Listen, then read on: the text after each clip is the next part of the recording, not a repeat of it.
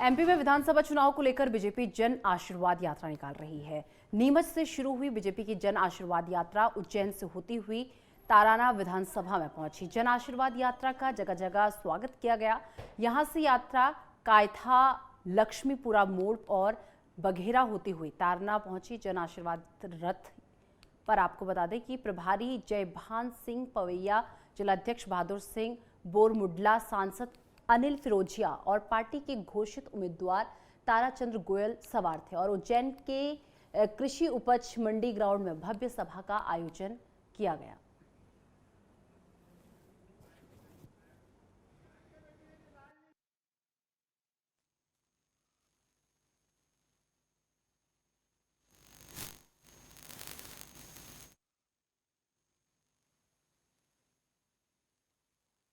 आज भारतीय जनता पार्टी की जन आशीर्वाद यात्रा है।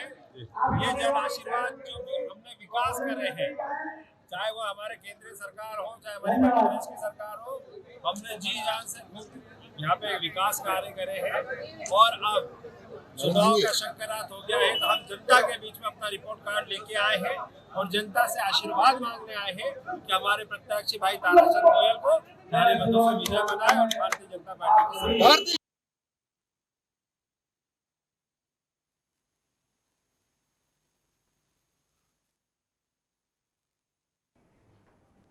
बीजेपी की जन आशीर्वाद यात्रा ग्वालियर पहुंची, जिसमें बीजेपी के महासचिव कैलाश विजयवर्गीय, मध्य प्रदेश के गृह मंत्री डॉक्टर नरोत्तम मिश्रा और पार्टी के वरिष्ठ नेता प्रभात झा मौजूद रहे।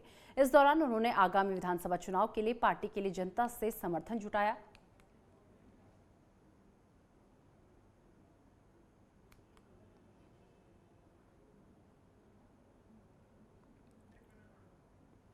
तो आपको बता दें कि एमपी के ग्वालियर आज जन आशीर्वाद यात्रा बीजेपी की पहुंची है और जनता से चुनाव में समर्थन की अपील की जा रही है। जिस तरीके से इस साल के अंत में विधानसभा चुनाव होने हैं, ऐसे में बीजेपी कोई कोर कसर इन चुनाव में नहीं छोड़ना चाहती, जिसके लिए लगातार जन आशीर्वाद यात्रा का दौर शुरू हो चुका है। इसी कड़ी में बात अगर ग्वालियर की कर ली जाए तो आपको बता दें कि आज ग्वालियर में जन आशीर्वाद यात्रा निकाली गई और लोगों से आपको बता दें कि चुनाव में समर्थन करने की अपील की गई। और इस जन आशीर्वाद यात्रा में कैलाश विजयवर्गीय, डॉक्टर नरोत्तम मिश्रा, तमाम बड़े नेता जो है इस जन आशीर्वाद यात्रा में शामिल हुए और एमपी के ग्वालियर में जन आशीर्वाद यात्रा निकाली गई, जिसमें आप देख सकते हैं तस्वीरों में कि किस तरीके से बड़ी संख्या में लोग इस जन आशीर्वाद यात्रा का हिस्सा बने, लोगों ने इसमें प्रतिभाग किया।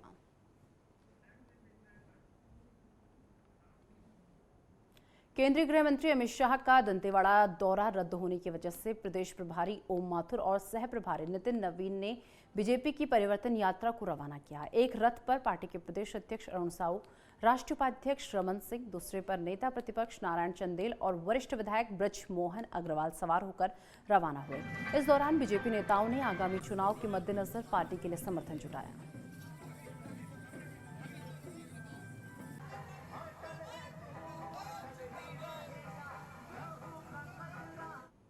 छत्तीसगढ़ में विधानसभा चुनाव के मद्देनजर सभी पार्टियां मुस्तैद नजर आ रही हैं और इसी कड़ी में बीजेपी प्रवक्ता अजय चंद्रकार ने धमतरी में प्रेस कॉन्फ्रेंस की और परिवर्तन यात्रा को लेकर चर्चा की। इस दौरान उन्होंने राज्य सरकार पर भी जमकर निशाना साधा। उन्होंने छत्तीसगढ़ में बीजेपी की जीत का दावा किया और सत्ता परिवर्तन की उम्मीद जताई।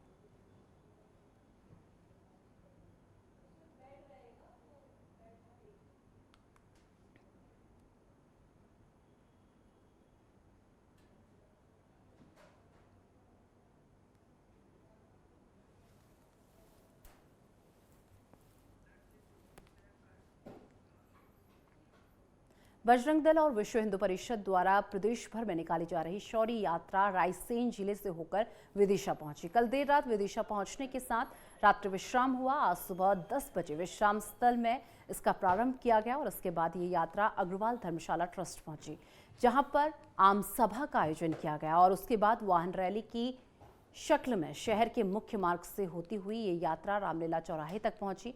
और सीएसपी राजेश तिवारी ने बताया कि यात्रा की सुरक्षा व्यवस्था के लिए पर्याप्त पुलिस बल तैनात किया गया है।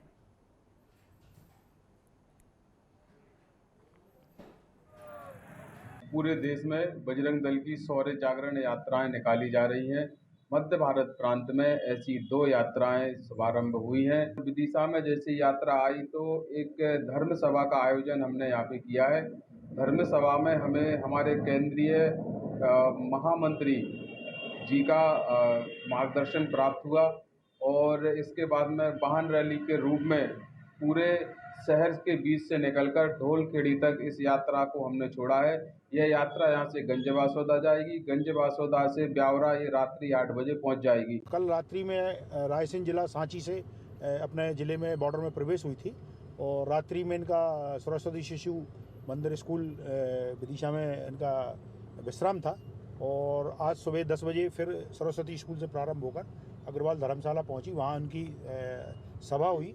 सभा के पश्चात ये अपने मुख्य शहर माधवगंज निकासा रोड से होते हुए बड़ा बाजार से बजरिया होकर रामलीला होकर और ये नटेरन गंजबासौदा होते हुए और अपने विदिशा जिले से ये ब्यावरा के लिए राजगढ़ जिले के लिए जाएगी।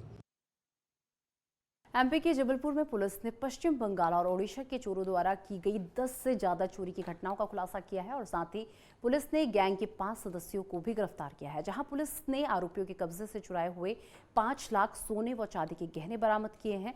पुलिस अधीक्षक टीके विद्यार्थी ने बताया कि पश्चिम बंगाल और ओडिशा के शातिर चोरों ने जबलपुर समेत होशंगाबाद, सिवनी और भोपाल आदि में कई घटनाओं को अंजाम भी दिया है।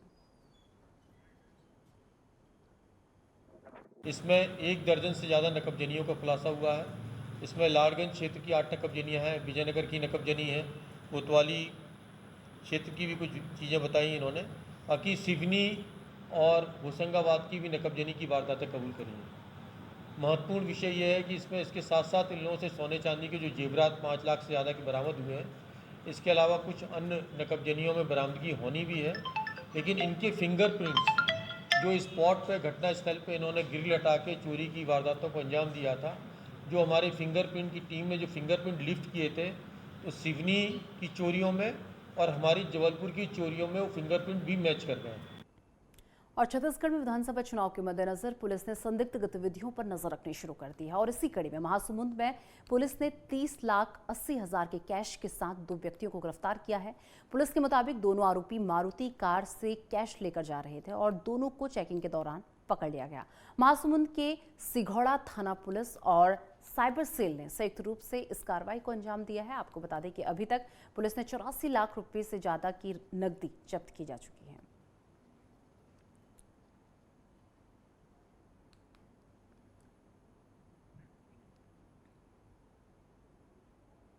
बिलासपुर में यात्री ट्रेन के परिचालन को रद्द करने मालगाड़ी को चलाने के लिए विरोध में नागरिक सुरक्षा मंच ने रेल रोको आंदोलन किया। बड़ी संख्या में नागरिक सुरक्षा मंच के सदस्यों ने बिलासपुर के उसलापुर फाटक पहुंचकर रेल प्रबंधन और केंद्र सरकार के खिलाफ जमकर नारेबाजी की और इस दौरान तैनात पुलिस बल और कार्यकर्ताओं के बीच जमकर धक्का मुक्की भी हुई और प्रदर्शनकारियों को रोकने का प्रयास किया गया।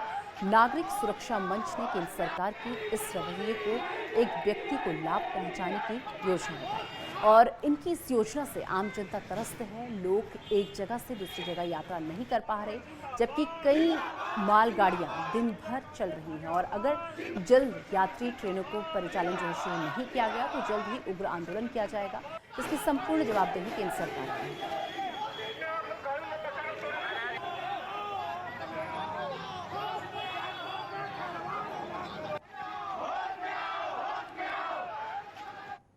अब बुलेटिन में वक्त एक छोटे से ब्रेक का। ब्रेक के बाद फोन हाजिर होते हैं।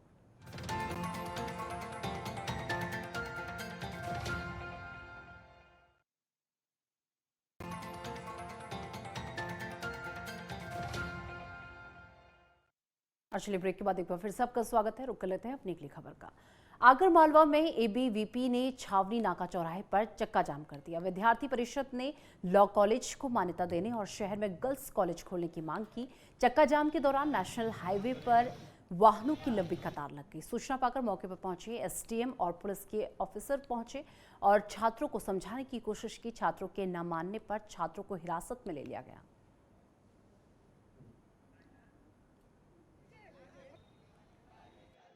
पूरा मामला ये है कि अखिल भारतीय विद्यार्थी परिषद विश्व का सबसे बड़ा छात्र संगठन जो हमेशा विद्यार्थियों के लिए, छात्रों के लिए लड़ता आया है, प्रवेश परीक्षा और परिणाम के लिए काम करता आया है। ऐसी समस्या हमारे आगर जिले में लंबे समय तक छात्रों की आ रही है।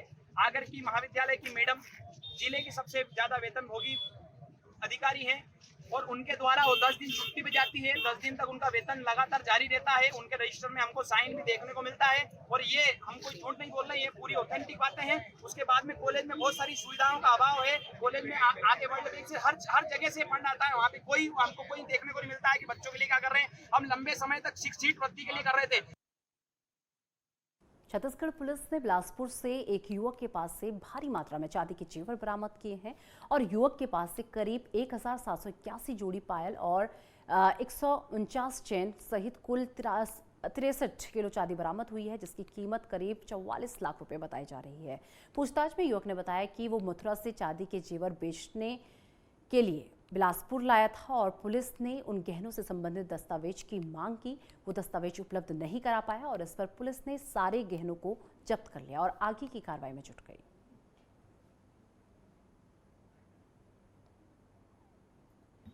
कोतवाली थाना क्षेत्र अंतर्गत अभी आगामी विधानसभा चुनाव के मद्देनजर और अपराध में अंकुश लगाने के लिए पुलिस द्वारा विभिन्न जगहों पे चेकिंग किया जा रहा है और साथ ही साथ निगाह भी रखी जा रही है। और इसी क्रम में कोतवाली पुलिस को एक मुख्य सूचना मिली कि एक व्यक्ति द्वारा चांदी का सामान खपाने के लिए यहाँ बिलासपुर आया हुआ है। तो उसने अपनी कोतवाली की पुलिस टीम रवाना की गोड़पाड़ा में जो व्यक्ति था उसको घेराबंदी करके उससे जो चांदी बरामद की गई।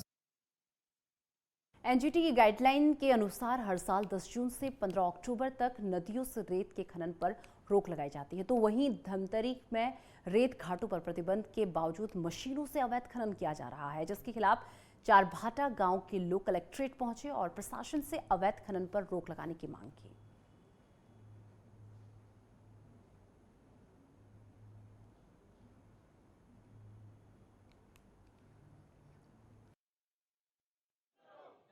हम लोग रेती खदान बंद कराने के लिए आए हैं। 3 वर्ष से संचालित है।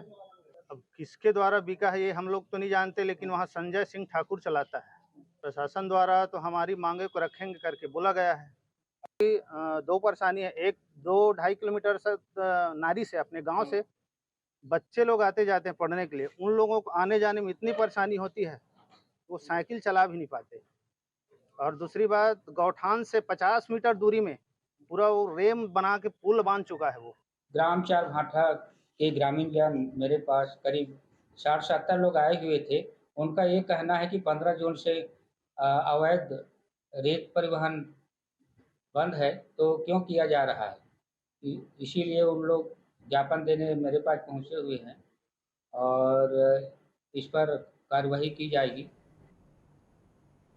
दतिया कलेक्ट्रेट में आज जन सुनवाई हुई, जिसमें कलेक्टर संदीप माकिन ने जनता से समस्याएं सुनी और इस दौरान 99 मामलों की सुनवाई हुई। कलेक्टर ने अफसरों को तत्काल निराकरण के निर्देश दिए।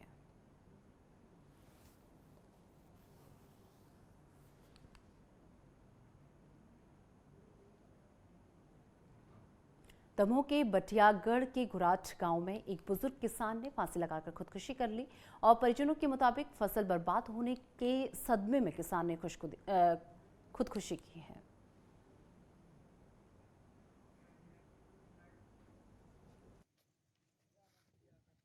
और हमारे जब पहुंचे वहां पर, जब गाय लगाने जाते थे तो लेट पहुंचे। गले में इन्हें फांसी लगाई थी, जो गल्ला था, तो हमारे घर से लेट गए। तो इनको जो अगले बार ओलावृष्टि हुई थी ना गेहूं पर, उसका भी मुआवजा नहीं मिला था। अब इनने सोचा कि हम लोगों को क्या खिला देंगे, घबराते हुए इनने फांसी लगा ली।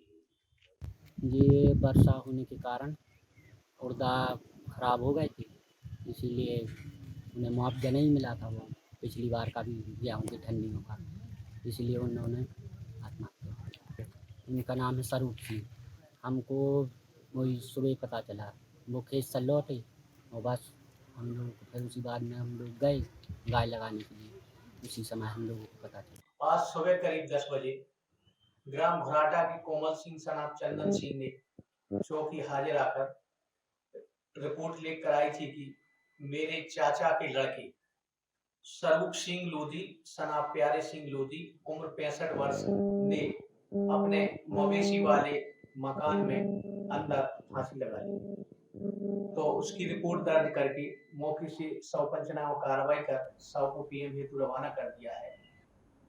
शिवपुरी में जन आशीर्वाद यात्रा को लेकर बीजेपी के प्रदेश प्रवक्ता ब्रिज गोपाल ने प्रेस कॉन्फ्रेंस की और इस दौरान उन्होंने जन आशीर्वाद यात्रा को लेकर जानकारी दी और कांग्रेस पर जमकर निशाना साधा। उन्होंने केंद्र और राज्य की डबल इंजन सरकार की उपलब्धियां गिनाई और उन्होंने आगामी चुनाव में के मद्देनजर जनता से समर्थन की अपील की और मध्य प्रदेश में दोबारा बीजेपी की वापसी की उम्मीद जताई। जन आशीर्वाद यात्रा, ये जो यात्रा क्रमांक 5 है, ये श्योपुर से प्रारंभ हुई थी। श्योपुर से प्रारंभ होकर श्योपुर, फिर मुरैना, मुरैना के बाद भिंड, भिंड के बाद दतिया, डबरा होकर आज ग्वालियर पहुंच रही है और कल शिवपुरी जिले की सीमा में प्रवेश करेगी और परसों तक शिवपुरी जिले में रहेगी। शिवपुरी में कितने दिन रहेगी? 2 दिन यात्रा रहेगी और शिवपुरी की यात्रा का डिटेल माननीय जिलाध्यक्ष जी ने दिया है, परंतु पूरी यात्रा जो है मध्य प्रदेश के जन कल्याण के काम, मध्य प्रदेश का विकास, 2003 और 2023 के बीच का जो मध्य प्रदेश में फर्क आया है, वो फर्क और ये जो मुद्दे हैं उनको लेकर हम जनता के बीच में जा रहे हैं कि आपने हमें आशीर्वाद दिया था और हमारी 4 बार सरकार बनाई और उसके बाद एक बार पुनः आशीर्वाद दें, जिससे कि जन कल्याण के काम और मध्य प्रदेश का विकास दोनों हम सुनिश्चित कर सकें। भिंड विधायक संजीव सिंह के द्वारा आयोजित विश्व स्तरीय रक्षाबंधन महोत्सव का आयोजन किया गया और MJS स्टेडियम भिंड में कराया गया ये आयोजन। और इसी के साथ आपको बता दें कि विधायक संजीव सिंह ने बहनों का 21 क्विंटल फूलों से भव्य तरीके से स्वागत किया और विधायक संजीव सिंह ने बताया कि उनकी उम्मीद से अधिक करीब 65,000 बहनों से राखी बंधवाने का उन्हें सौभाग्य प्राप्त हुआ। वो अपनी बहनों के सदा ऋणी रहेंगे और उनकी रक्षा के लिए प्राण भी देने को तैयार हैं।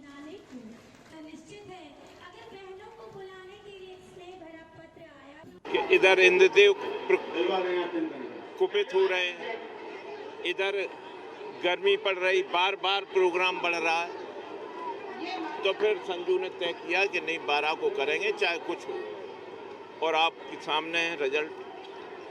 2 दिन से ये संजू सोए नहीं है। हमें खुशी इस बात की है, पूरी ताकत से इस मंच को बनाने में, इस पंडाल को बनाने में और इसको ऐसा बनाने में कि बहनें आसानी से आए और यहाँ पर बैठ सकें। ये कार्यक्रम हुआ। सबसे पहले खड़ा होता है आगे आकर के, और ये रक्षाबंधन का त्योहार सबसे बड़ा त्योहार होता है। सभी बहनें भाई पर विश्वास करके भाई के आगे भविष्य को देख करके और उनको आशीर्वाद देने के लिए राखी बांधने आई है। इतनी संख्या में जो हमारे शिवराज भैया ने लाडली बहना का जो कार्यक्रम चलाया है, उसके द्वारा जो हमारी बहनों को पैसों की आवश्यकता थी, वो सशक्तिकरण हुआ है महिलाओं का। आगामी विधानसभा चुनाव के मद्देनजर बिलासपुर में वाहन चेकिंग अभियान चलाया जा रहा है और इसी कड़ी में पुलिस ने मुखबिर की सूचना में कार से 7.50 लाख रुपए नगद बरामद किए हैं।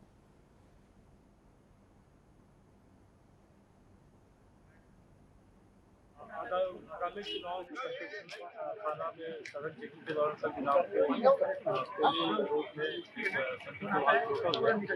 जिसके कब्जे से